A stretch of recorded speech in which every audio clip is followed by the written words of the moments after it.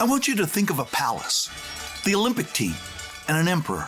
Why would they all be together on this August 6th? The Japanese team was invited to the palace and stood in parade formation in front of their emperor. Emperor Hirohito, after a stirring speech, walked through the athletes saying their names, challenging them, and then returned to his chair. You are the best of Japan. We have rebuilt our nation, so be the best you can be.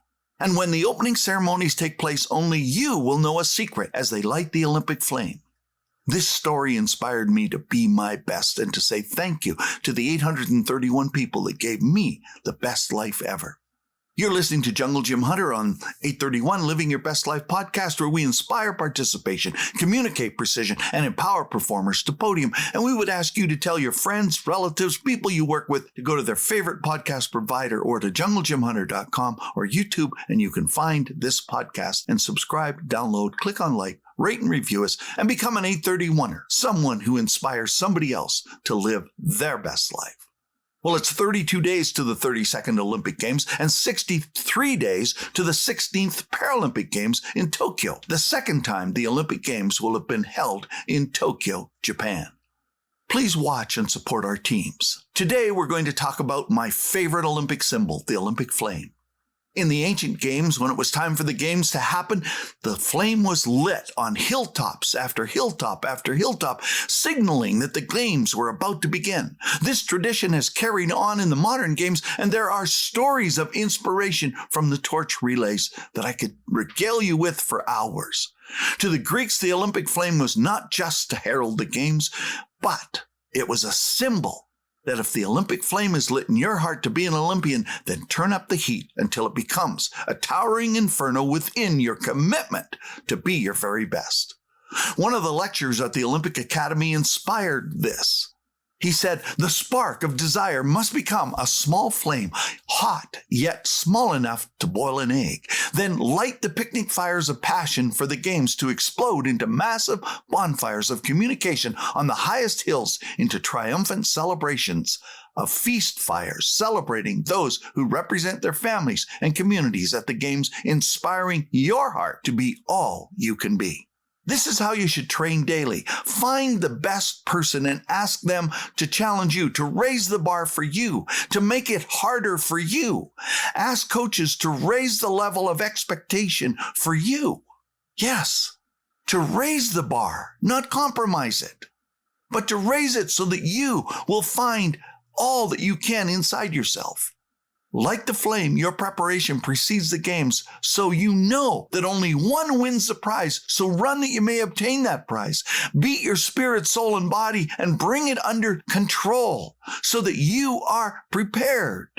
Don't be a shadow boxer who never hits anything pretending to be ready, but when called to the starting line, you will not be disqualified because you weren't ready to compete. The Emperor's story and the effect of the passing on of the flame inspired me to be my best. When Calgary won the right to host the 15th Olympic Winter Games, I couldn't wait to become the manager of the torch relay for the Olympic flame. And I wanted to pay back the 831 people and the country of Canada for all they had given me. At the palace, the Emperor looked into the eyes of his team and said, "Be the best you can be." But he said so much more. During the games, where the Japanese team had won its second gold medal in '64 in the team event in gymnastics, they were lined up to be presented their medals. And in the process, they had to wait for a cameraman to move.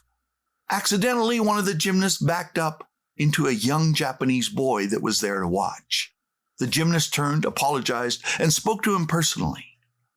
12 years later in Montreal in 1976, during the team event, a member of the Japanese team, Shun Fujimoto, performed flawlessly in the floor exercises. As he landed on his last pass, he broke a bone in his right leg. He composed himself, then walked off the floor and sat down. The rings would be next, and quietly he contemplated what was about to happen.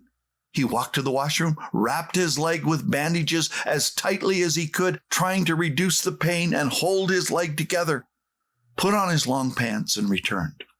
When called, he gathered all his nerve, and the 8-time gold medalist, a member of that team, Sawao Kato, looked deep into his eyes and said, "We need your best ever performance to win the 5th team gold in a row. Be the best you can be." For the emperor, Fujimoto was inspired. All through the routine, all he thought about was the dismount from 12 feet high. He performed his double twisting double backflip and tried to land on his strong left leg. And for a moment, he looked like he would stumble. Then he straightened up, popped his leg back in, bowed, and walked to his seat. Japan won the gold. What was the secret these Japanese gymnasts told each other all those years that the emperor had told them? As the emperor stood to tell them the secret, out from behind his chair, the last torchbearer stepped with a lit torch. Emperor Hirohito told them this young man was a baby that survived the bombing of Hiroshima and was found in the rubble of the bombing. He said to those athletes, "You can be knocked down, but you can get up and be your best." This is the fire in the flame. This is the fire that should be in your flame. This is the fire in my flame. Ask for the best people to be in your 831 group. People who challenge, then cheer you on. People who charge you to be your best, not just good. Oh yeah, the boy who was inspired by the gymnast that backed into him was a member of that gold medal winning team in 1964. He felt the boy, turned around, looked into his eyes as the emperor had in the palace, and said, "Do you love gymnastics?" And the boy responded in Japanese, "Hi, yes." Then be the best gymnast you can be. Hi, yes. Get back up and be better every time. That boy was Shun Fujimoto. Wow. What's the fire in your flame today? What is it? What do you keep on adding more fuel to be better today than you were yesterday? To be the best you can be to help other people be the best they can be. Thank you for listening. I hope you will have grown and will be living your best life the next time we meet.